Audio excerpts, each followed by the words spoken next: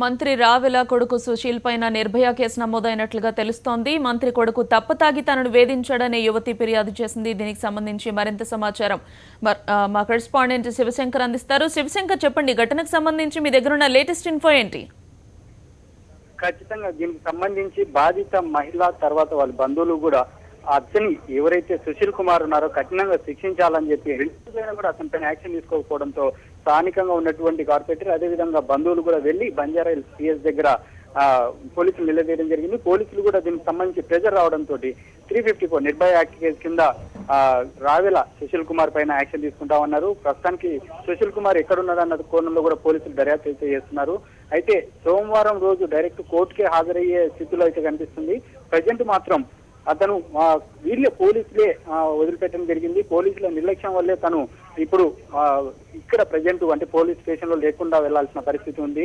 దానికి పోలీసులే కారణం ఉన్నట్టు బాధిత మహిళ యొక్క బంధువులు అయితే ఆరోపిస్తున్నారు. గౌతమి, ఏదేమైనప్పటికీ అంటే ఇది ఒక నడి రోడ్డు పైన మహిళకు ఇంత భద్రత లేకుండా అతను ఈ విధంగా తాగి ఒక మహిళ పట్ల అసభ్యంగా ప్రవర్తించడాన్ని మాత్రం చాలా కఠినంగా శిక్షించాల్సిన అవసరం ఎంతైనా ఉంది. ఒక మంత్రి కొడుకు అయి ఉండి సమాజంలో ఒక మహిళ పట్ల ఈ విధంగా ప్రవర్తించడాన్ని వీళ్ళు బాధిత మహిళ అదేవిధంగా బంధువులు కూడా తీవ్రంగా తప్పుపడుతున్నారు.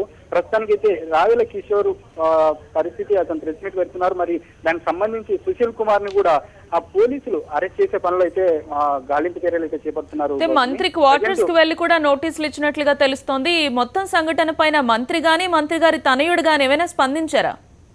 దీనికి సంబంధించి కొద్దిసేపటి క్రితమే మంత్రి స్పందించాల్సినది ఉంది. అయితే రేపు స్పందించే అవకాశం ఉంది. కానీ ఇప్పటిదాకా సుశీల్ కుమార్ ఎక్కడున్నాడన్న విషయాన్ని మాత్రం ఎవరు గోప్యంగా ఉంచుతున్నారో స్పష్టత మాత్రం లేదు. ప్రజెంట్ అయితే తను పోలీసులకు తెలిసే అతన్ని అరెస్ట్ చేయలేదన్న వాదన మాత్రం వినిపిస్తుంది. కానీ ఇప్పటి వరకు సుశీల్ కుమార్ ఎక్కడున్నాడన్న కోణం మాత్రం ఇంకా తెలియరావట్లేదు. మంత్రి కూడా దీనిపై స్పందించాల్సిన ఆవశ్యకత ఉంది. అతను కూడా ఇప్పటి వరకు కూడా స్పందించకపోవడానికి కూడా తప్పుపడుతున్నారు. అంటే 2 రోజులు అయిపోతుంది. గురువారం నాడు సాయంకాలం జరిగిన సంఘటన ఒక రోజు గడిచినా కూడా దాన్ని పట్టించుకోకపోవడం, మీడియాలో రావడం వల్లనే ఇది ఇంత హైలైట్ కావడం వల్లనే తమకు న్యాయం జరుగుతుంది అని బాధిత మహిళ అయితే అంటుంది. ఖచ్చితంగా దీన్ని సుశీల్ కుమార్ పై యాక్షన్ తీసుకోవాలి. అతను ప్రవర్తించిన తీరు అత్యంత హీయంగా ఉందని చెప్పి బాధిత మహిళ వాపోతుంది. బంధువులు కూడా అతన్ని కఠినంగా శిక్షించాలి, వీలైనంత త్వరగా అతన్ని అరెస్ట్ చేయాలని చెప్పి డిమాండ్ అయితే చేస్తున్నారు. గౌతమి, ఇప్పటి వరకు మంత్రి గాని కుమారుడు గాని అసలు ఈ ఘటన గురించి స్పందించకపోవడానికి కారణం ఏంటంటారంటే మసిపూసి మారడికాయ చేసే ప్రయత్నాలు ఎప్పటి నుంచో జరుగుతున్నాయి, వేగవంతం చేసే పనులు మొదలయ్యాయని వినిపిస్తున్నాయి వ్యాఖ్యలు నిజమేనంటారా? ఖచ్చితంగా. అంటే ఆ మంత్రి కుమారుడు అని తెలిసిన వెంటనే కనీసం తనను పోలీస్ స్టేషన్ మెట్లు కూడా ఎక్కనీయకుండా బయట నుంచే తప్పించే ప్రయత్నం పోలీసులు చేశారని చెప్పి బాధిత తరపు బంధువులు అయితే ముఖ్యంగా ఆరోపిస్తున్నారు. ఎందుకంటే రెడ్ హ్యాండెడ్ గా వాళ్ళని పట్టుకొని అదే ప్లేస్ లో తాను చేసినటువంటి కిరాటి గాని ఇమీడియట్ గా స్పందించి స్థానికంగా ఉన్నటువంటి వాళ్ళు కొట్టి అతను తీసుకెళ్లడం జరిగింది. అయితే ఇమీడియట్ గా తను కూడా అంటే సుశీల్ కుమార్ కూడా ఒక 5 మందిని వేసుకొచ్చి గ్యాంగ్ తమపై కూడా అటాక్ చేసిన పరిస్థితి కనిపించింది. అంటే ఒక రౌడీజం చేయడంతో పాటు అసభ్యంగా ప్రవర్తించడం మహిళ పట్ల ఇన్ని చేసినా కూడా కేవలం ఒక మంత్రి కొడుకు అన్న ఒకే ఒక కారణంతో అతని పైన సానుభూతి ఎక్కువగా ప్రవర్తిస్తున్నారు పోలీసులు అన్న వాదన మాత్రమే వినిపిస్తుంది.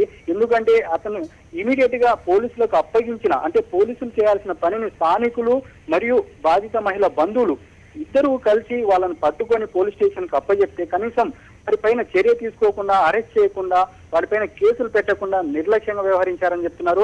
ఎందుకంటే అప్పారావు అనే వ్యక్తి డ్రైవర్ సీట్ పక్కన ఉన్నాడు.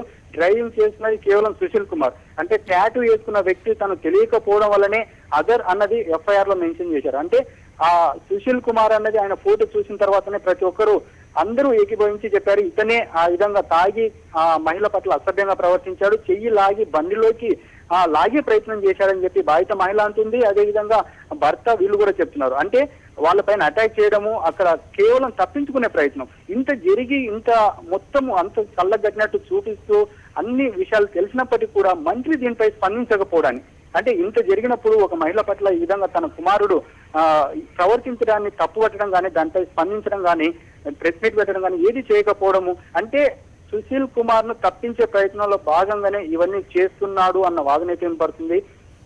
ప్రస్తుతం సుశీల్ కుమార్ ఎక్కడున్నాడు అనే విషయానికి సంబంధించి పోలీసుల దగ్గర అయినా ఏదైనా ఇన్ఫర్మేషన్ ఉందా?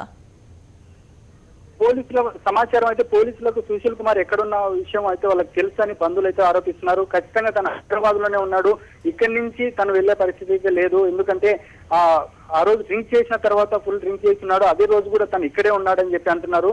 ప్రస్తుతానికి అయితే తను హైదరాబాద్ లోనే ఉండొచ్చు అన్న వాదన అయితే వినపడుతుంది. ఏది ఏమైనప్పటికీ పోలీసులు ఎక్కడ ఉన్నా కానీ ఒక నిందితుడిని పట్టుకోవాల్సిన బాధ్యత పోలీసుల పైన ఉంటుంది. తను హైదరాబాద్ లో ఉన్నా లేదంటే ఏపీకి వెళ్ళినా ఎక్కడికి వెళ్ళినా అతని పైన చూసుకోవాలా, అంటే ఆ ఫామ్ హౌస్ లో ఉన్నాడా లేదంటే ఇక్కడ మినిస్టర్ క్వార్టర్స్ లో ఏమన్నా ఉన్నాడా అన్నది ఎంక్వైరీ అయినా చేయాలి.